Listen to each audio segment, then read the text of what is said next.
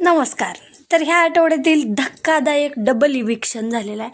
बाल्कनीतल्या गप्पा नडल्या त्यांना बरं का. करण आणि आयुषचा प्रवास संपला तर प्रेम कहाणी राहिली अधुरीच. बिग बॉस मराठीच्या 6व्या पर्वात सध्या दररोज नवनवीन ट्विस्ट आणि टर्न्स पाहायला मिळत आहेत. खेळाने आता चांगलाच वेग धरला असून प्रत्येक स्पर्धकाचे अस्तित्व टिकवण्यासाठी धडपड आहे. अशातच 5व्या आठवड्यातील भाऊचा धक्का स्पर्धकांसाठी आणि प्रेक्षकांसाठी मोठा धक्का देणारा ठरला आहे. या आठवड्यात घरातून एक नव्हे तर 2 स्पर्धकांना बाहेरचा रस्ता दाखवण्यात आला आहे. प्रेक्षकांचा लाडका करण सोनवणे आणि आयुष संजीव यांचा बिग बॉसच्या घरातील प्रवास आता संपुष्टात आला, म्हणजे संपला. मला वाटतं आयुषला ना इंजुरी झाल्यामुळं, म्हणजे त्याच्या पायाला काहीतरी लागल्यामुळं तो त्याला बाहेर काढलेला आहे. विशेष म्हणजे बाल्कनीत बसून केलेल्या गॉसिपमुळे आणि रणनीती चुकल्यामुळे या 2 स्पर्धकांना घराबाहेर जावे लागले असल्याची चर्चा रंगली आहे. या आठवड्यात बिग बॉसच्या घरात अनेक घडामोडी घडल्या. भाऊच्या धक्क्यावर रितेश देशमुखने स्पर्धकांची चांगलीच शाळा घेतली. मात्र एलिमिनेशनचा क्षण आला तेव्हा सर्वांच्याच हृदयाचे ठोके वाढले होते आणि हे प्रत्येक आठवड्यातच होतं बरं का. या आठवड्यात घराबाहेर जाण्यासाठी नॉमिनेट झालेल्या सदस्यांमधून करण सोनवणे आणि आयुष संजीव यांना कमी मते मिळाल्यामुळे त्यांचा प्रवास इथेच थांबला आहे. या डबल इविक्शनमुळे घरातील इतर सदस्यांनाही मोठा धक्का बसलाय. बाल्कनीतील गप्पा पडल्या महागात.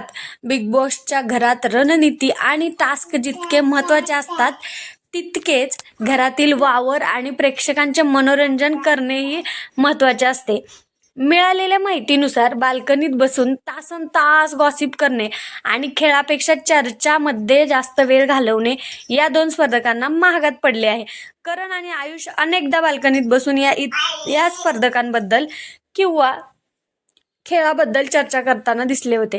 मात्र प्रेक्षकांना त्यांची ही वागणूक आणि खेळातील निष्क्रियता फारशी रुचली नसल्याचे या निकालावरून स्पष्ट होत आहे. सक्रिय सहभागाऐवजी केवळ गप्पांमध्ये वेळ वाया घालवणे त्यांच्या एलिमिनेशनचे एक प्रमुख कारण मानले जात आहे. अधुरी राहिली प्रेम कहाणी. करण सोनवणेचे एलिमिनेशनमुळे बिग बॉसच्या घरात फुलणारी एक प्रेम कहाणी अर्ध्यावरच राहिली आहे. आता ते तर तुम्हाला समजलंच असेल, तुम्ही जर बिग बॉस बघत असाल तर.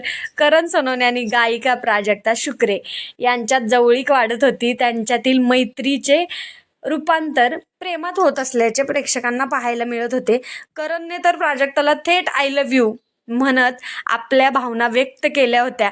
त्यांच्या या जोडीला प्रेक्षकांकडूनही पसंती मिळत होती. मात्र आता करण घराबाहेर गेल्यामुळे ही बिग बॉसच्या घरातील लव्ह स्टोरी अपूर्णच राहिली आहे.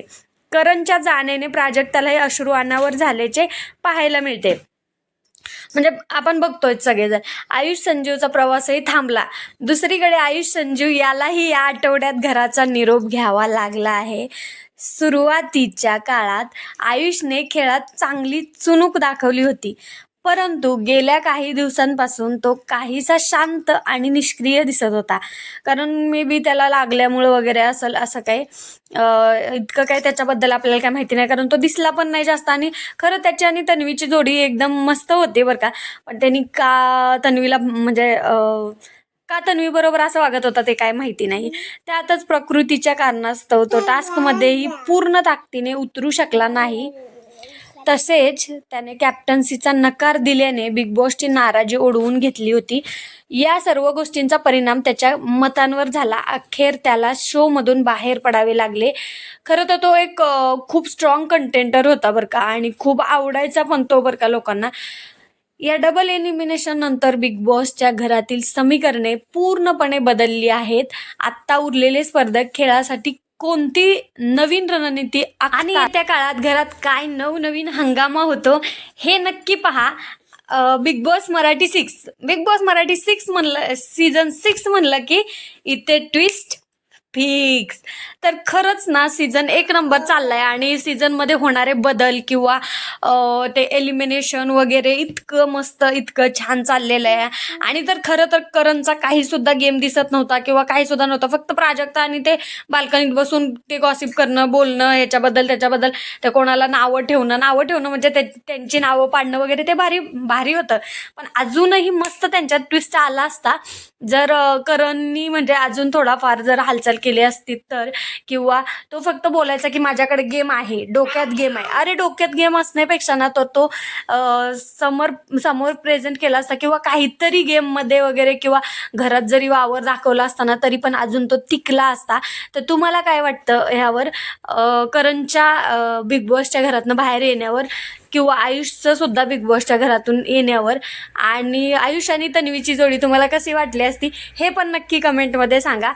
आणि व्हिडिओ आवडल्यास नक्की लाईक करा, चॅनलला सबस्क्राईब करा आणि नवनवीन अपडेटसाठी आपल्या चॅनलला सबस्क्राईब करा आणि नक्की तुमचं मत कमेंटमध्ये सांगा.